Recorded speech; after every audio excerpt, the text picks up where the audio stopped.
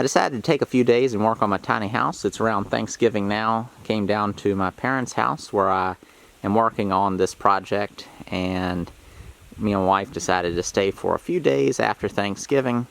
Put in some time getting this side of the house shingled, weaving this corner in over here, with the ultimate goal of getting the rest of the roof done. These shingles are going to go, where's my finger? They're going to go up and then wrap around onto the sides of this little dormered, raised, lofted area in the house. So I need to get all those shingles done, and then I can put on the little overhang boards, because it's got 1/2-inch plywood sheathing up under, roofing sheathing.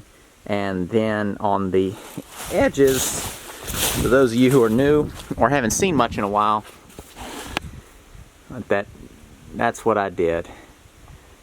Those are 1-inch untreated decking boards to give a more attractive look, and that kept me from having to box things in. And what I end up with is I'm able to have my little rafter tails just exposed like that, and looks good. So up in that section is what I'm trying to get to. Sorry, it's blurring a little bit, but you get it. So that's where I'm at. It's fun to put these shingles on. It's a pretty labor-intensive form of siding. Each one of these shingles, I brush on the finish front and back, and I dip the ends of them before I even put them up. So what I'll do is I'll finish a whole bunch of shingles, and I set them to dry at least over, for a day, and then I come and start hanging them. They're all nailed on by hand. I use the double dipped hot galvanized maze nails, I think is what they're called. They're ring shank. I like using them. They hold really good. Probably be a little easier to do this with some sort of a nail gun. But at the same time, I like the control of doing it by hand. I can make sure that my shingles are just to the right kind of tightness to the wall and not over tighten them. You do split a fair amount of shingles throughout a whole project like this.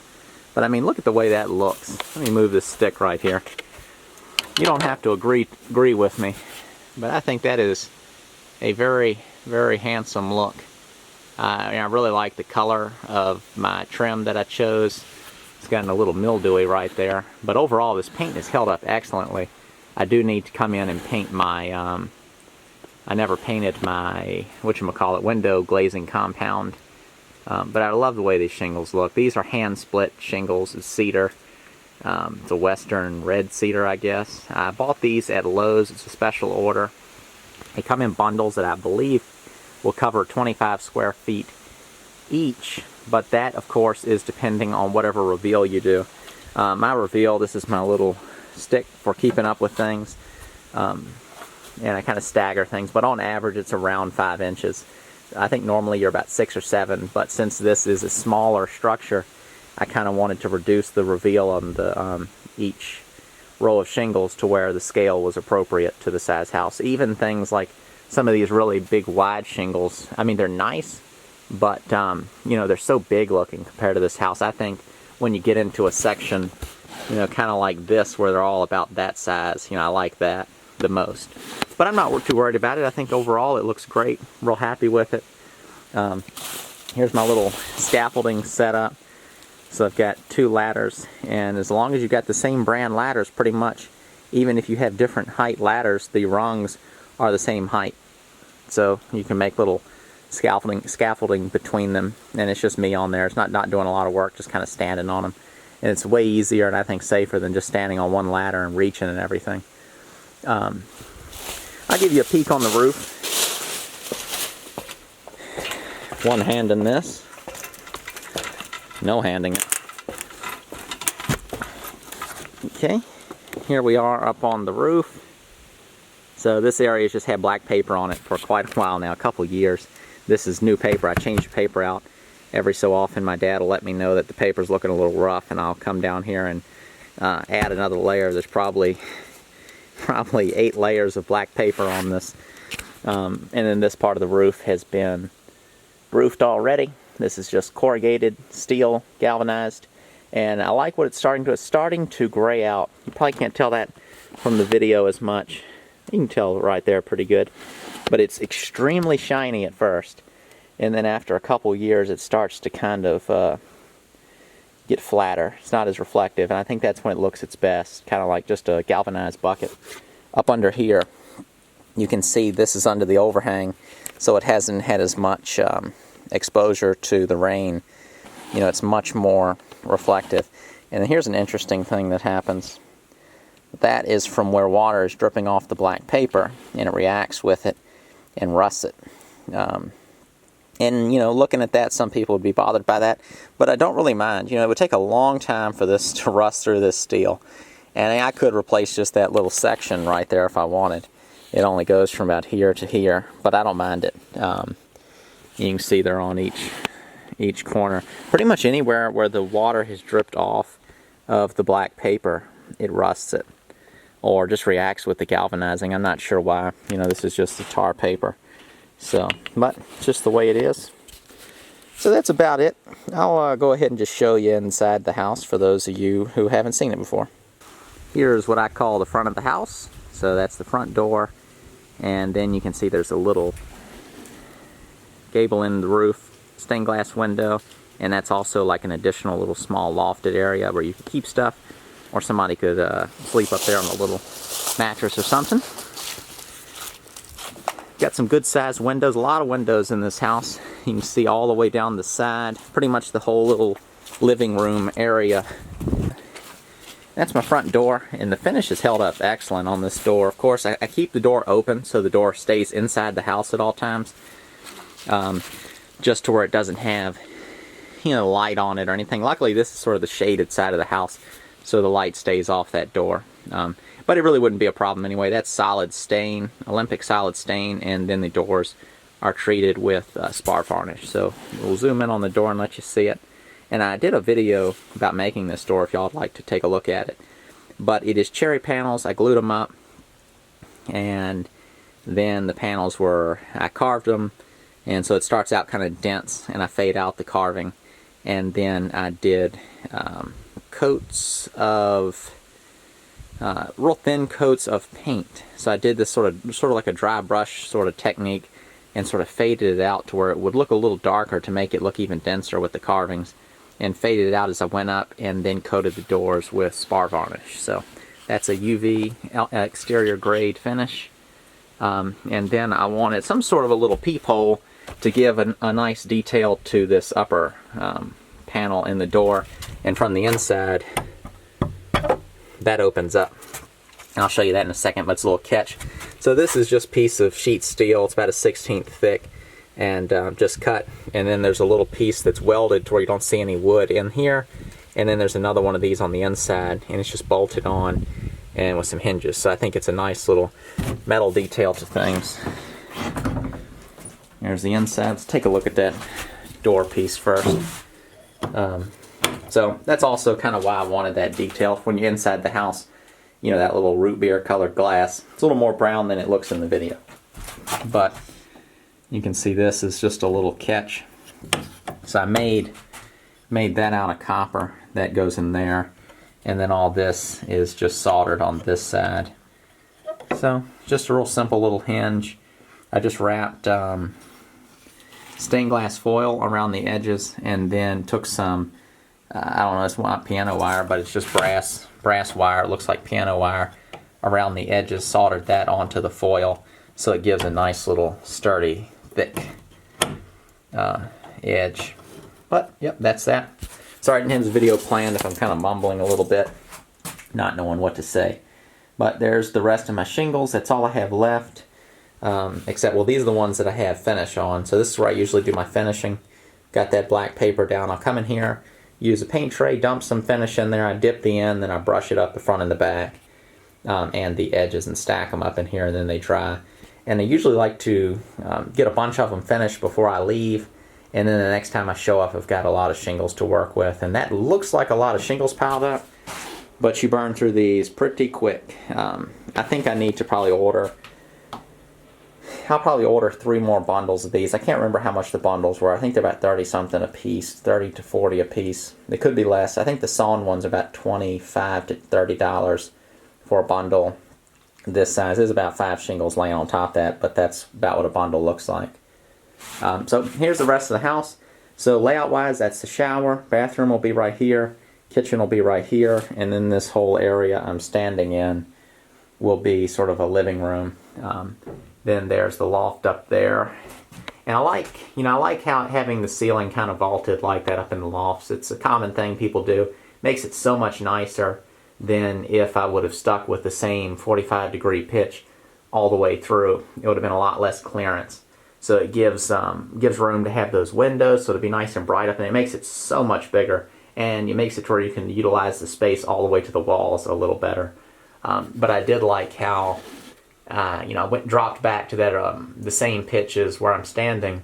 This part way back in the back for about the last 2 feet. So that'll add an interesting details. It gives me the option to maybe do some sort of neat kind of built-ins in this area potentially.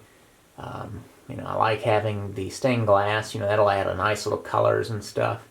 So design-wise, there's 4 of these little porthole, the little round ones right there in each. So there's one, here, on the other side of this, and on the other side of that little miniature to the left of the window. That's a little miniature dryer up there.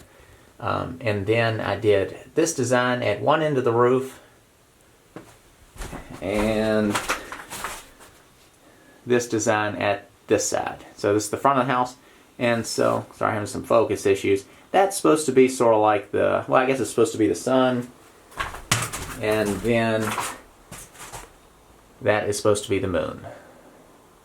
Sort of. It wasn't supposed to be like really, literal. It's just sort of abstractly. That's supposed to be the moon and the night sky, and the other is supposed to be sort of sun-like. I did the sun first, then the moon. I like the moon one more. I like how I did those sort of radiating looking lines of clear glass below. So I wanted stained glass, but I still wanted to be able to see out of them. So I did the clear below that, and then in those little porthole windows, the center little circle is a piece of clear glass, and then all the other stuff is colored with little rays that surround them. So that is, I think, the gist of things. I've got a lot to decide. Here recently, my wife told me that she wouldn't mind living in this thing. I started this whole project before, I'd even really considered getting married all that much. It may have been just a hint of an idea in my head. But, I thought I was going to be just sort of a single fella living in this thing, having fun. A small space and limited facilities and all that would have been perfectly fine. So, but it's a little trickier when you think about bringing another person into this. I mean, even just the being around somebody on that close of a level. Currently, I live in my house is, I think, it's right under 800 square feet. And that can be pretty small at times. And that's huge compared to this. This is smaller than our dining room, this whole house. So there'll be no time where you can really kind of get away from anybody, and that has nothing to do with how you feel about that person, but sometimes you just don't want to be around somebody. At least I'm like that. Of course, you will have this lofted area, but there's no, if somebody's stomach growls, you're going to be able to hear them anywhere in this house. So it's pretty personal. My wife's excited about it. I'm excited about living in the house, but, being on somebody that close all times, that would be something else, I think. At the same time, I mean, it really would be a neat experience, and I think it's one of those things, like, even if you were if it was annoying at times to live in a house this small with someone else, I think, years later after you did it, I think you'd really look back on it as an interesting and fun thing you did. Layout-wise, again, so the bathroom wall, right where this loft, where that blanket's hanging down, that's going to be a wall that comes down, and it'll come over to, the wall will go right up against that shower stall. So it's basically going to go from here over and that way. And then there's going to be a counter that runs across this wall and then down here. And then the exact layout of the kitchen I'm not sure of yet. Originally I was thinking about putting the oven over here and the sink here. And then, you get people saying all the things about where you want windows and relation stuff in the kitchen. But you're stuck with small space here. I could, if I didn't want to have an oven beneath the window, I could put it right here. And then just have my, sink here, and then counters around here, or the sink here and counters that wrap around here. I'm not sure. I don't really care so much right now. And in the end, this is what it is. There's certain things you're just going to have to work around. And as far as the stuff that's going to go in the house, I pretty much want everything in the house to be something I've made or my wife has made. I think that would just make the whole thing this totally handmade thing. Pretty much so far right now everything is. And of course there's materials that are purchased from a store. I didn't cut the trees down to mill the lumber, but like for example all the windows are reclaimed windows that I cut down, made frames for, hinged them, and they're all awning style windows. They open up like this, and I'm going to have these little brackets that kind of hold them open so you can open up all the windows. And they're single pane windows, so they probably would sweat pretty bad when it's cold outside. But again, it's supposed to be sort of like a little cabin. I'm not going to be paranoid about everything. It's a tiny space, so heating, it's not going to be hard. It's going to be fully insulated. Even with these windows, it's just not that big of a deal. I don't live in that cold of a place. But like all the cabinets for the kitchen, I'm going to make all those. The countertops, I'll probably make those. They'll probably be wood or some sort of interesting material. And then all the floors are reclaimed pine floors. I'll have to get all those. I'm going to sand those down. And then I'm going to make all the furniture that goes in here. I'm probably not going to do too much built-in furniture. I think I'd like to do individual pieces of furniture. They may be specifically made to fit the space, but I want everything to be able to be moved around if needed, to where you're not stuck with this built-in furniture. Of course, built-ins usually are storage-based, but I still want to kind of figure out how to get storage into this place, but not have things be totally locked in to where if you can change your mind. There'll probably be some sort of storage built into this wall here that goes into the bathroom, some sort of a minor amount of storage in the bathroom, potentially those built-ins, upstairs for clothing. I'm not really sure yet. The pieces of furniture themselves can have storage built into them, but what I'm saying is I don't want like a bench that's nailed to the wall, stuff like that. I want to be able to shift things around. For example, a lot of people do built-ins in these corners. I want to be able to remove everything out of there and put a Christmas tree there if I want to. I want to be able to do whatever I'd like. And of course this area up here will be available. So you could have some sort of interesting baskets or boxes that you keep things in up in that area. And of course, you don't move into a place like this with this massive amount of stuff. Again, I don't know what my exact plan is, where this house will end up, why, how long, all the questions you can come up with of what your plan is. I don't know all that stuff yet, so I don't know what the circumstances will be of how and when and how long and all that kind of stuff. So that's pretty much it. That was supposed to be about 2 minutes long, but most of you are familiar with my videos. That's not the way they normally work out. Let me not give y'all a bright background. So thank you all for watching. I hope that satisfies all the questions I've been getting. I get a lot of questions about the house, what the progress is, what my plans are. People ask me if I want to sell it. People ask if I want to build stuff for them. That is one thing that I would kind of humor the idea of building a tiny house for somebody. But at the same time, when I think about just building a piece of furniture over a couple days and how much I charge for that, I can't imagine how much you would have to charge for something like this. It would be huge. So I think, for somebody to humor that, you couldn't be moving into one of these for financial reasons. It would have to be strictly because you wanted to, and you've got quite a bit of money to burn on something like this, because this would take so long to build this. Well, it wouldn't take so long. If it was a funded project that was being, paid, the money was there to build it. Sorry, I almost fell out of the house. If the money was there to build it and the time was there, you could probably build one over a couple months, I think. But to do things like to build the doors and to build every last thing, to make all the windows, the stained glass, it would be huge. I can't imagine doing it. This has taken me years just to get this far. Of course, it's off and on. It's my own project. Nobody's telling me to hurry up except for y'all. Yeah.